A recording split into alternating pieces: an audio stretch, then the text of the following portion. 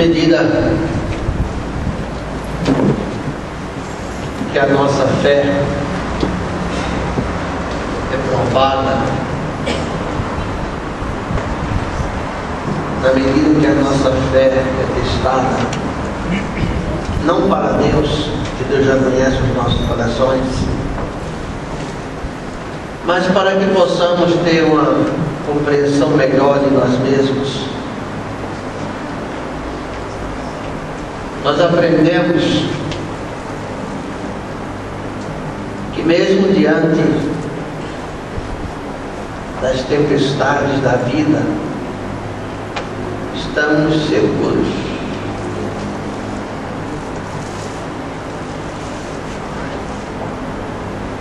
Mas isso é resultado dessa caminhada que envolve tribulação, que envolve paciência esticada, perseverança, que envolve experiência. E a experiência, ou com a experiência, se constrói algo que perdura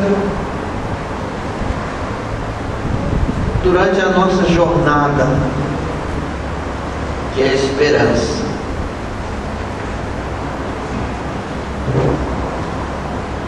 Quer destruir uma pessoa, acabe com a sua esperança. Quer destruir um povo, quer destruir uma classe social, acabe com a sua esperança.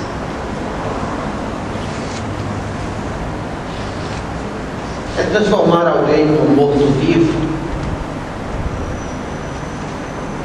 acabe com a esperança.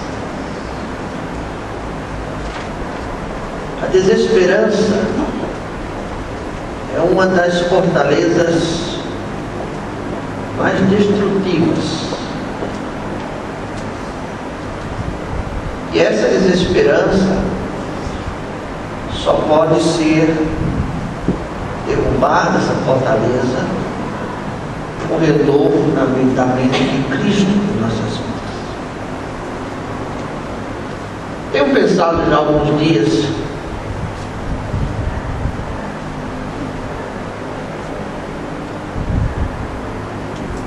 no texto bíblico, uma expressão do texto bíblico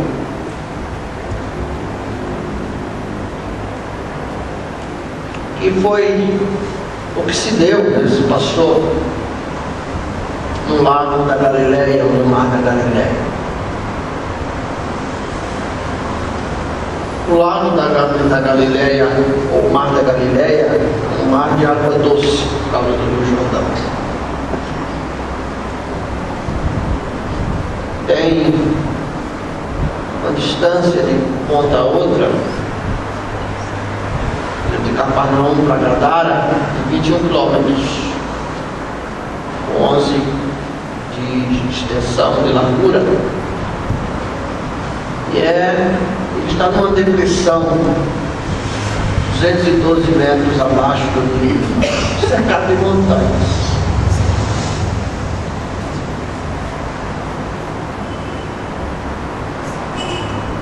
Facilmente, por causa dos ventos que vêm das montanhas, o tempo muda. E até hoje o tempo muda. Jesus estava cansado. Ele estava vindo de Cafarnaum,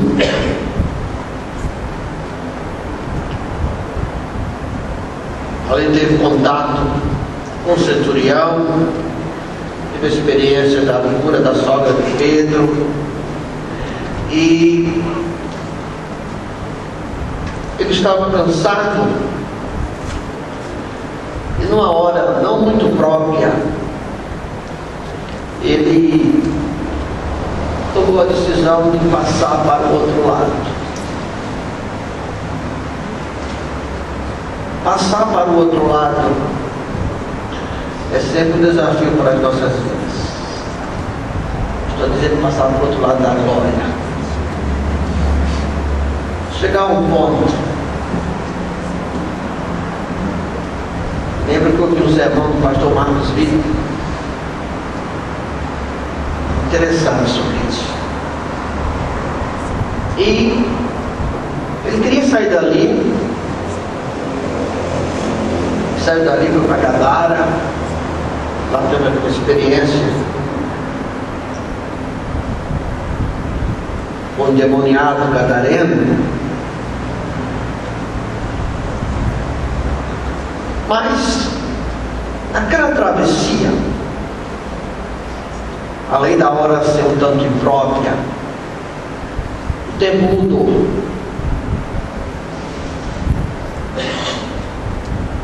O que acontece em nossas vidas muitas vezes?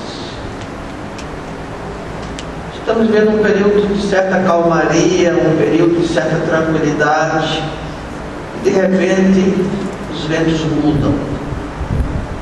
Desemprego, uma doença, uma viuvez, problema na família, e as coisas começam a nos desestabilizar. Acontece. Estamos sujeitos.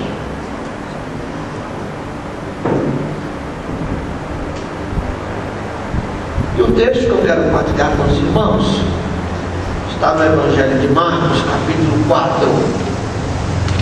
Eu vou usar o texto de Marcos. Mesmo texto você encontra em Mateus e encontra em Lucas. Eu vou usar o texto de Marcos.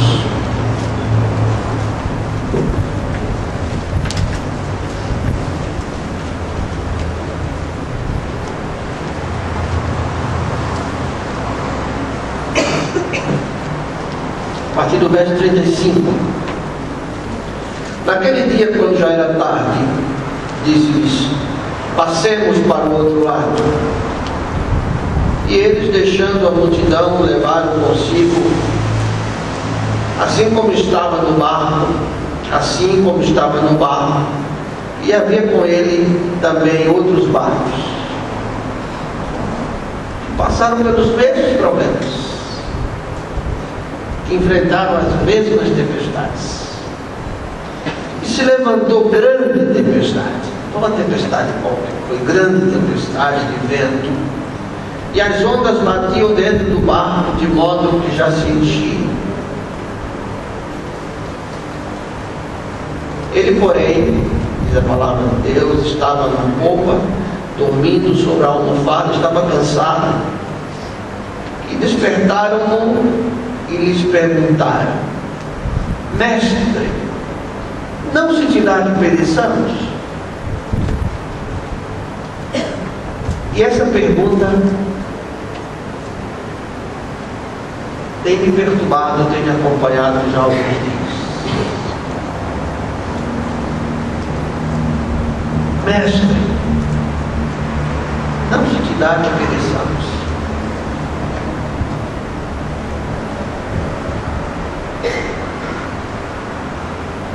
Senhor, não estás vendo o que está acontecendo? Senhor, não estás percebendo o meu sofrimento?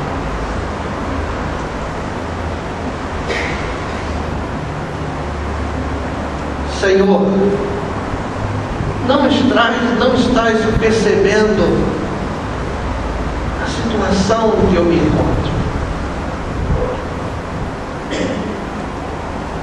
E ele, levantando-se, repreendeu o vento e disse ao mar: cala-te, aquieta-te.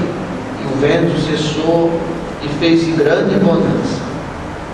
E então lhe perguntou: por que sois assim tímidos? Ainda não tendes fé? Encheram-se de grande temor e diziam uns para os outros: quem porventura é esse, que até o vento e o mar lhe obedecem? Nós sabemos que esse é Jesus. Nós sabemos que esse é o poder de Jesus.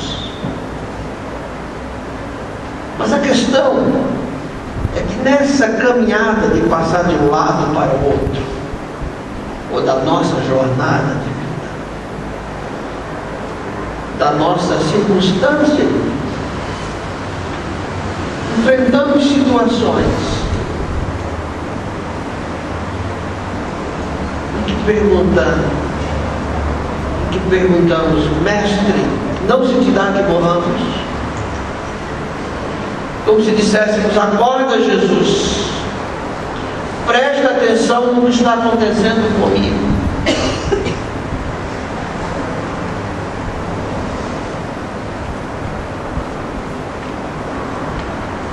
Aqueles homens, boa parte deles eram pescadores. Eu vi essa semana uma entrevista do professor da Universidade Hebraica de Jerusalém. Ele dizia que pescadores não eram uma classe qualquer, não. Eram tidos como homens sábios, porque além de trabalhar com algo que era vital para a região, que é a pesca, eles sabiam localizar os cardumes. Isso a gente se referia pelo fato de Jesus ter escolhido pescadores. Eram homens de boa percepção, eram homens experimentados no mar.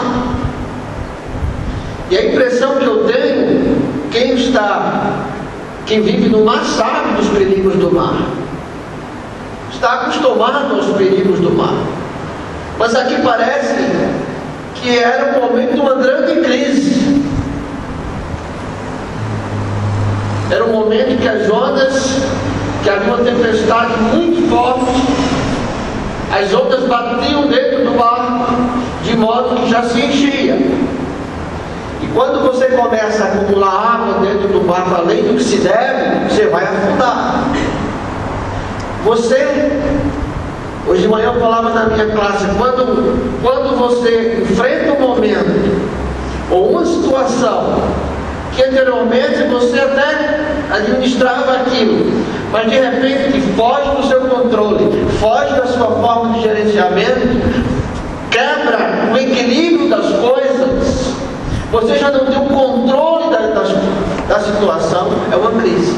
Essa é uma crise.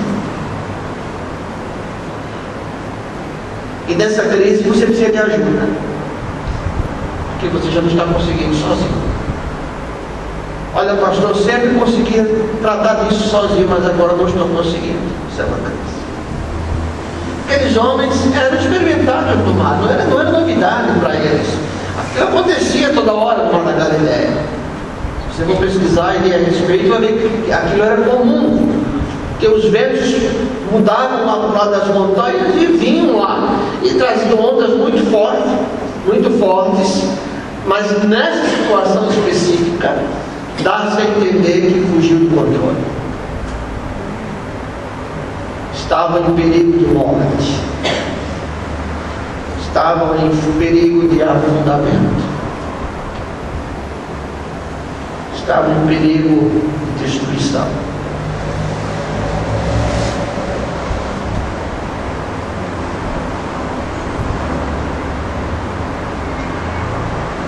Eu anotei pelo menos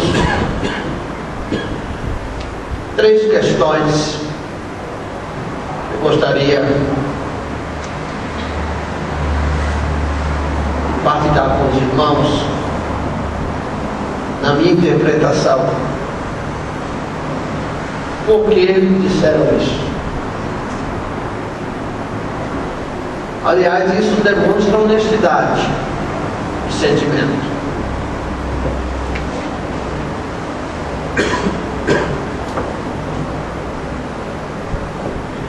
Precisamos ter honestidade de sentimentos para com Deus. Não é pecado. Ele é Pai. Ele nos compreende. Ele sabe da nossa estrutura e sabe que somos pó. E sabe quando estamos diante de um grande temporal. E sabe quando já não temos mais capacidade humana para isso. Nesse momento aqui, eu penso, que demonstra um desespero por parte dos discípulos.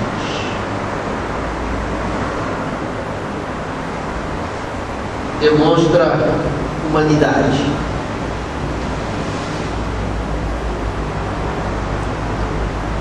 Não sou tão forte quanto pensava que era.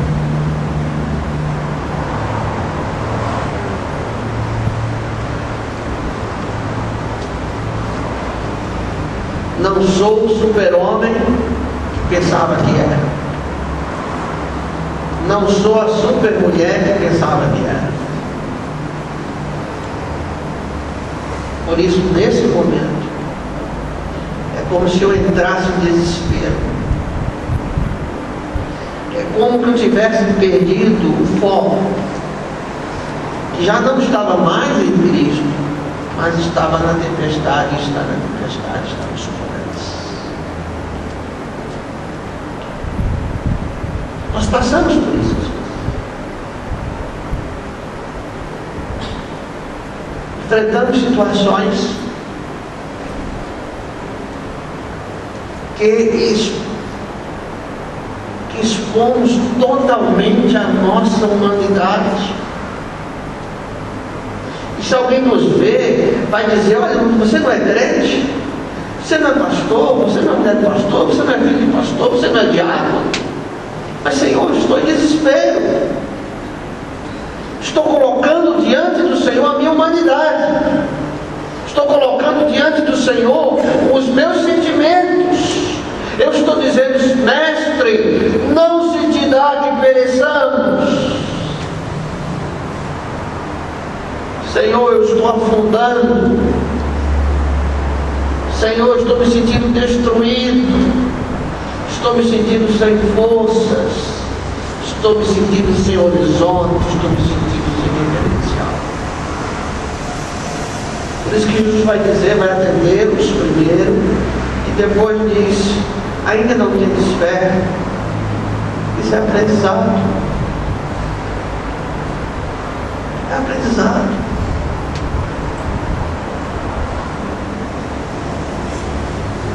Deus não nos dá experiência, ou não permite sermos tentados, experimentados além do nosso próprio limite. E quando esse limite acaba, o limite pode ser o limite de Deus.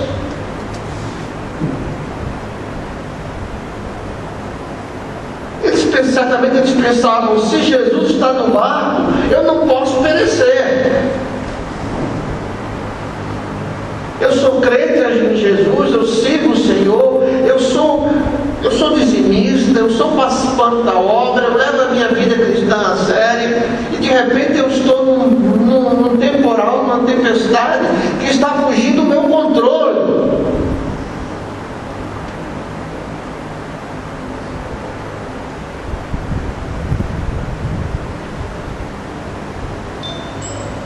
Os discípulos disseram, e eu creio que muita súplica, muito pavor: mestre, não se te dá que morramos.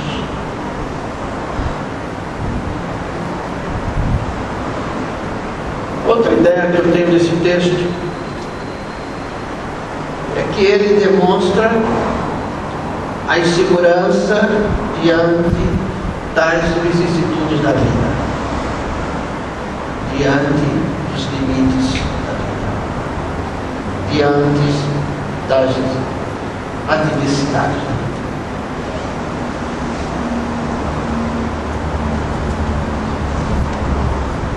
Como se dissesse: olha, Senhor, eu tenho andado contigo durante 40 anos, ou 30 anos, ou 10 anos, ou 5 anos, mas agora eu estou inseguro. Diante dessa dificuldade, diante desse problema, diante do que está acontecendo com a minha filha, diante do que está acontecendo com o meu filho, diante da minha situação financeira, diante do que está acontecendo com a minha família, diante do que está acontecendo com os meus pais, eu estou inseguro.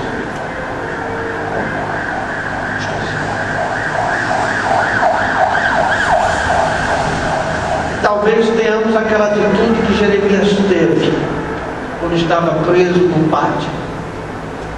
Iludiste-me, Senhor. Iludido fiquei. Aliás, eu tenho dito já que a palavra, a tradução melhor não é iludir, é seduzir. Seduziste-me, Senhor. Seduzido fiquei. Mais forte foste do que eu e prevaleceste. É como se dissesse: Senhor, eu agora estou inseguro. Eu tenho andado contigo, eu tenho vivido contigo, eu não estava pronto para viver esse momento. Precisamos reconhecer isso, irmãos. Há circunstâncias na vida que não estávamos preparados. Há problemas na vida que não estávamos preparados. Há sofrimento na vida que não estávamos preparados.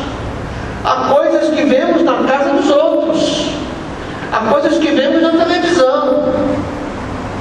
Semana estava vendo aquela moça do Rio de Janeiro, recém-formada em química, cheia de projetos, e de repente leva um tiro com a bala prendida e morre. Imagina você naquela situação, você vai dizer o quê? Foi a vontade de Deus? Então, se foi a vontade de Deus, quem atirou foi aquele instrumento de Deus. Entende isso? Às vezes não estamos preparados para determinadas situações. Eu creio que não estamos preparados para determinadas situações. Isso vem com aprendizado. Às vezes vem situação em nossas vidas que é tanto peso que você não sabe como vai suportar, né? Você não suporta. Você não suporta.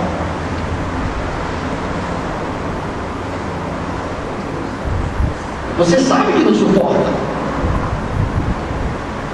Você sabe que o mundo caiu sobre você e que você não tem estrutura para aquilo. Até hoje você teve. Você vai tirando um pouco de água, vai tirando um pouco de água, vai tirando um pouco de água, mas um dia você morre. E agora? E agora? Aí bate na insegurança. E agora, Senhor, acabou a farinha e o azeite. E agora, Senhor, acabou o que eu tinha no banco. Quando João nasceu, eu estava desempregado. Foi um período de muito sofrimento para mim, para Fátima, os filhos consequentemente. Mas ele trouxe esse renovo da vida para a gente. Esse novo momento de vida que a gente tinha que prosseguir na vida. Quando João nasceu, a única reserva que eu tinha, que vale hoje, era 20 centavos. 20 centavos. Que eu tive, gastei durante um ano, fui vivendo, e fui aprendendo. Quando acontecem perdas na minha vida, eu pergunto a Deus: o que queres que eu aprenda com isso? Mas chega a situação, você fica inseguro. E se você olhar as circunstâncias, se você olhar o que acontece no meio de algumas famílias, em determinadas situações, realmente você fica inseguro.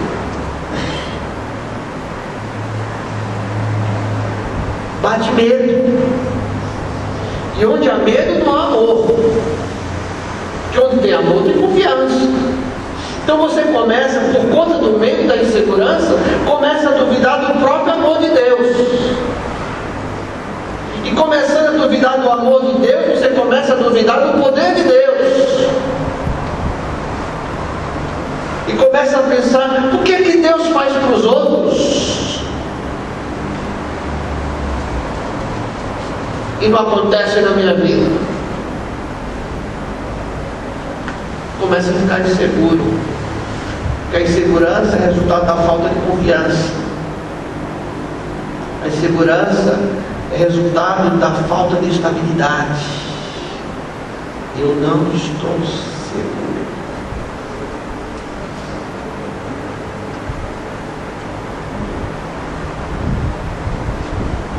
esqueço. Eu tenho dito aos irmãos, aquele meu vizinho que eu socorri, já sem vida, mas eu veio para o hospital, e a minha vizinha disse: Brito, o que vai ser da minha vida? Ele era vendedor, ganhava muito bem como vendedor, mas não tinha a previdência, era apenas do salário mínimo. Ela tinha 4 filhas. Hoje eu vejo as meninas casadas com filhos, e eu lembro daquela pergunta: o que vai ser da minha vida? Deus, na sua misericórdia, naquele momento, certamente não enxergava assim. Tipo, enxerga. Porque a gente está tão... Quando, não sei se já aconteceu com vocês, uma vez num declive acentuado, estourou o pneu dianteiro do meu carro, né? E a tendência é frear. Não pode frear, senão o carro se governa. Quando estamos ladeira abaixo, a tendência é tomarmos algumas posições abruptas, quando na realidade você tem que ir diminuindo a velocidade. E eles estavam dizendo: mestre, não se te dá que morramos. Pode, como dizem, podes assim dormir. A cada momento que passa, nos vemos prestes a submergir. Assim que nos sentimos. Começamos um ano cheio de expectativas. Começamos um ano, ficamos contando os segundos para terminar o ano. Mas o nosso Deus é o mesmo. Ele não vai mudar por conta de 2013. Ele é o mesmo. Ontem, hoje e eternamente. Quando ele diz a Moisés: eu sou o Deus do teu pai, de Abraão, de Isaac, de Jacó. Eu sou o Deus do teu pai.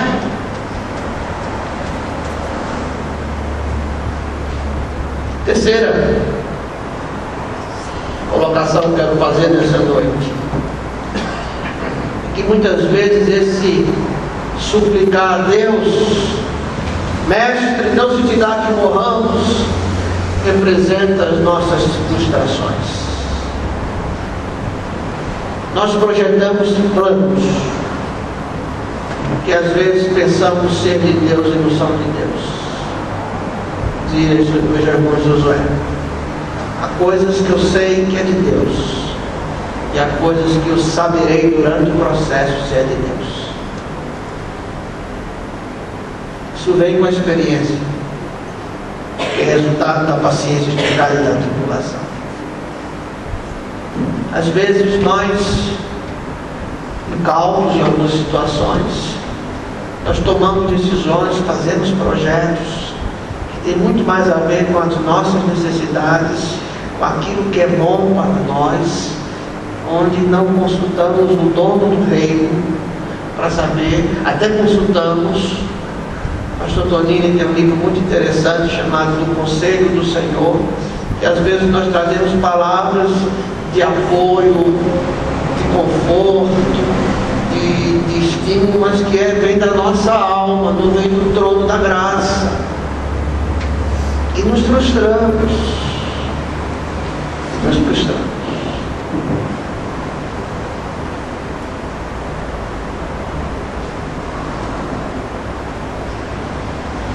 E às vezes a experiência de derrota, ela resulta das nossas frustrações, tem base nas nossas expectativas, das coisas que criamos como expectativas, e não entendemos que Deus é maior do que isso.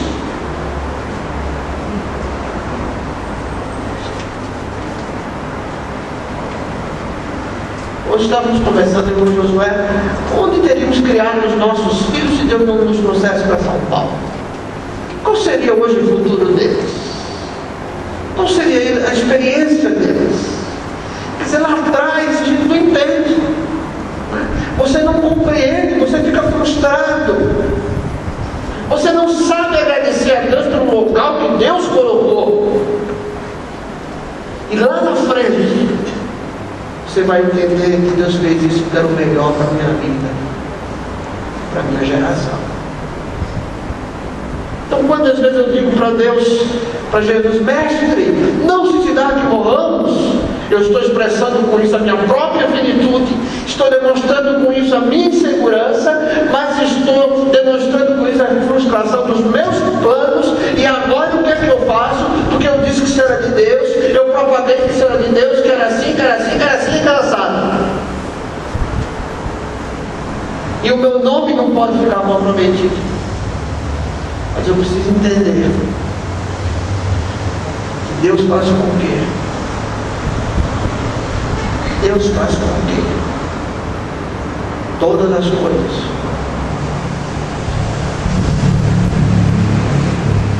Todas as coisas operem para o bem daqueles que amam a Deus, que são chamados segundo o seu propósito.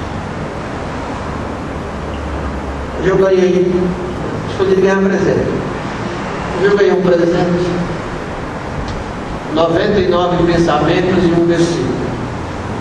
Pastor Neilson, um irmão, durante o ano ele compilou, anotou vários pensamentos, várias frases de Zé Paulo. Aí o pastor fica, pelo menos um prestou atenção e ele termina com um versículo: Deus faz com que todas as coisas cooperem para o bem daqueles que amam a Deus, que são chamados segundo o seu propósito. Jesus disse aos discípulos, bem cessar, e disse: por que sois assim tímidos? Aliás, Paulo disse a Timóteo, pelos textos, mostra que era alguém com tendência à depressão. Então tinha que ser animado sempre. E Paulo dizia: Deus não nos deu espírito de covardia, de temor, mas de intrepidez. Como se Jesus dissesse: olha, sois tímidos, ainda não tendes fé. Como farás se eu não estiver por perto? Sabe?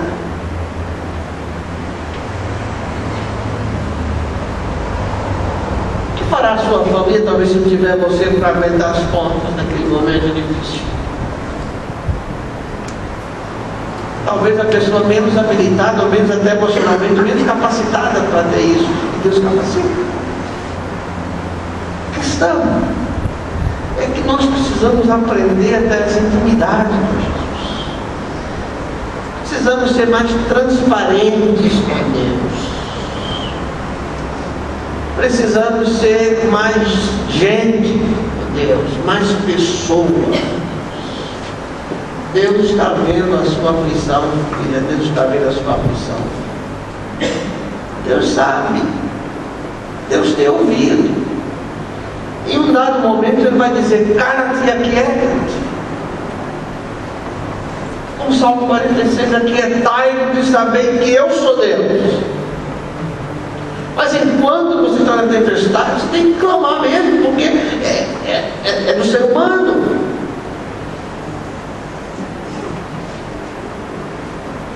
Agora,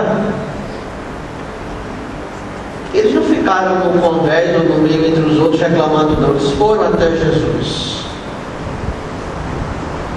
Não se resolve o problema se afastando de Deus. Sim. Não se resolve o problema se afastando de Jesus. Eles foram até Jesus, e acordaram e perguntaram. Ele está muito cansado. O mundo caindo e ele dormindo. Era humano.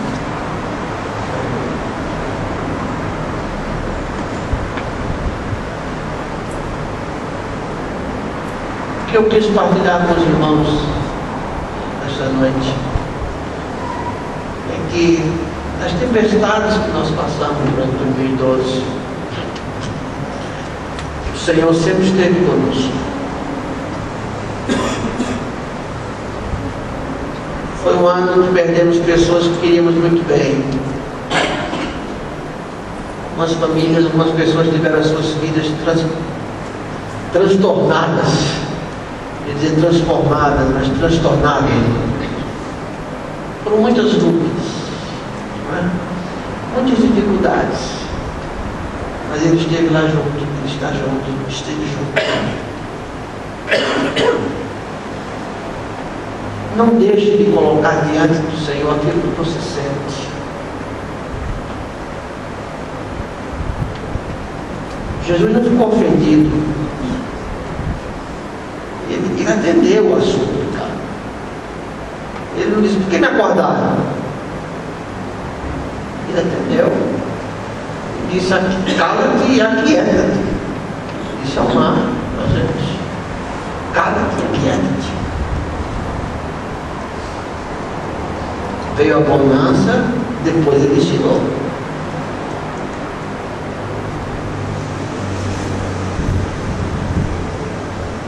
Veio a bonança, depois ele ensinou. Não ensinou no meio da tempestade. Porque o pavão deixava ninguém aprender. Isso é interessante. Com médio de idade. Acalmou, agora vamos começar. Pessoas assim como de Deus.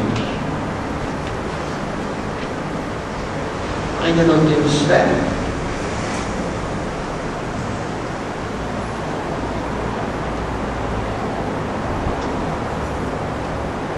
Pessoas assim não temos. Na realidade, nós é que lucramos muito quando aprendemos a lidar com as adversidades da vida. Como se Deus dissesse, filho, então descobri que você é capaz, não é? Você tem fé para enfrentar isso. Mas clame, chore. Se tranque em algum lugar e fale, converse. Chore. Pergunte. Ele vai responder. Ele vai trazer resposta. Não banca o super-homem. Até porque ele conhece, você sabe que você não é. Ele sabe que às vezes somos tão corajosos que ouvimos povos pensamos que é tiro e corremos. Aqueles que ficam um pouco de moto, né? Joga tiro. Você sabe. Você sabe.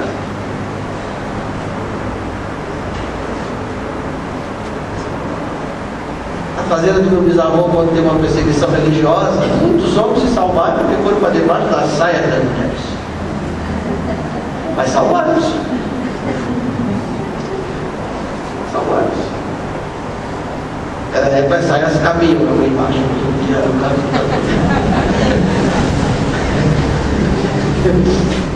Passado, hoje morreria. Mas o que eu estou dizendo com isso? Eu preciso ser gente diante de Deus. Eu preciso. Deus é amor. Não precisa ter medo de Deus, tenha temor, tremor. Não tenha medo, porque Ele é amor. Ele não se compraz em castigar, não se compraz em condenar. Ele é amor. Por isso, quando fizer o seu balanço de ano, você pode até dizer para Deus, ah, Senhor, não gostei não. É nessa linguagem de reforço nordestina, não gostei não.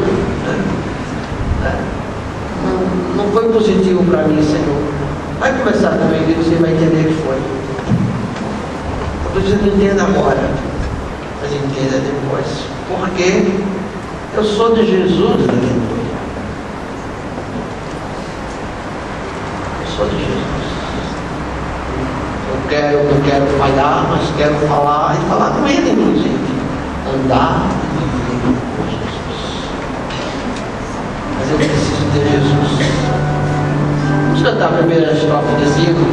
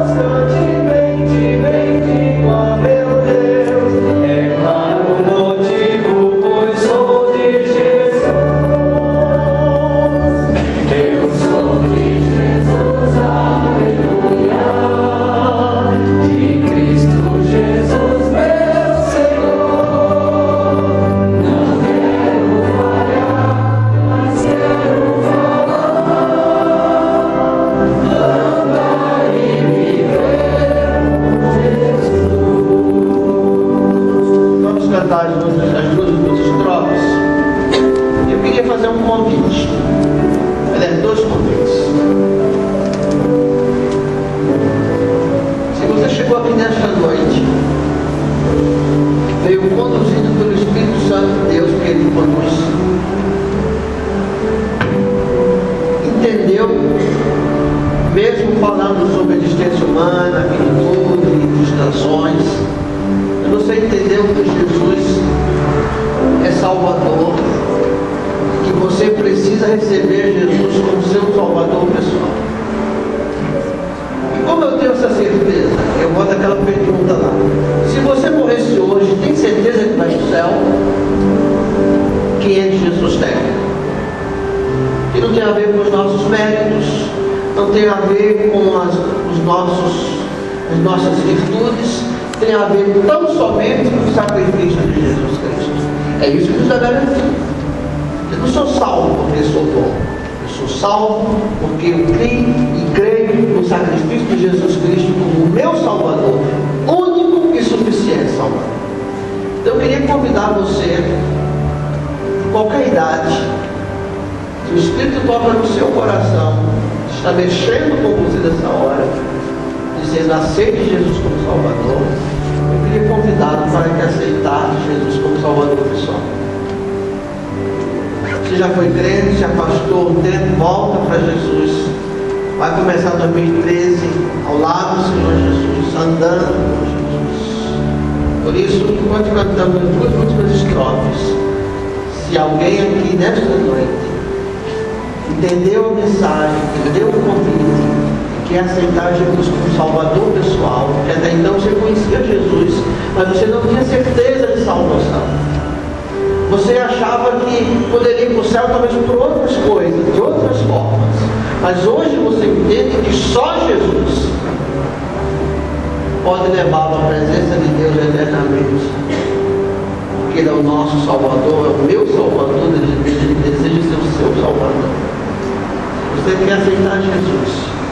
Se você quer voltar para o convívio de uma igreja, da igreja que você era, não sei, ou essa, mas se quer voltar para Jesus, quer caminhar outra vez com Jesus, enquanto cantamos as duas últimas estrofes, pede ajuda a alguém do seu lado, vem à frente, eu quero orar com você.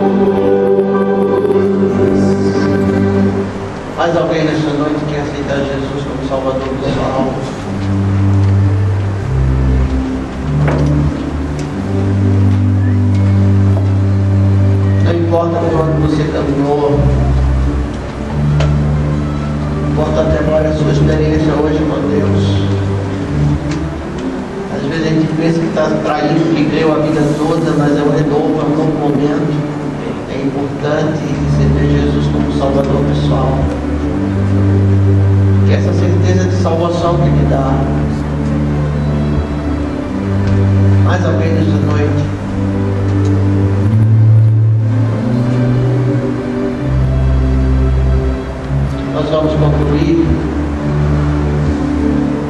Mas se o Espírito Santo está falando ao seu coração,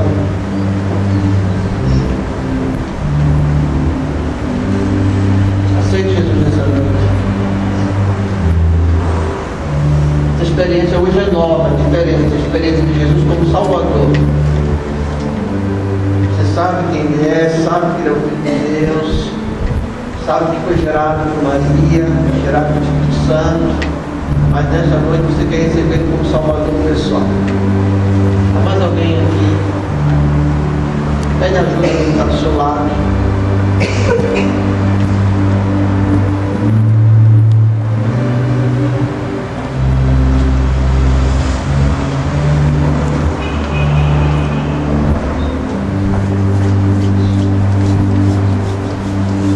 Nosso Deus e Pai, nesse momento eu quero colocar a vida do Lucas em tuas mãos. Mesmo que isso tenha andado desgarrado, como ovelha desse rebanho, batendo para todos os lados. Nesta hora, nesta noite, está voltando e afirmando a sua confiança em Jesus como Salvador da sua vida. Eu oro por ele, Pai. Eu clamo por tua ajuda na vida dele. Pela presença do Espírito Santo na sua vida. Passa a ser ajudador, companheiro, e vai guiá-lo a toda a verdade. Toma conta da vida dele, ajude-o nas suas dúvidas, tu sabes quais são. Que a graça de nosso Senhor e Salvador Jesus Cristo, o amor de Deus e as consolações do teu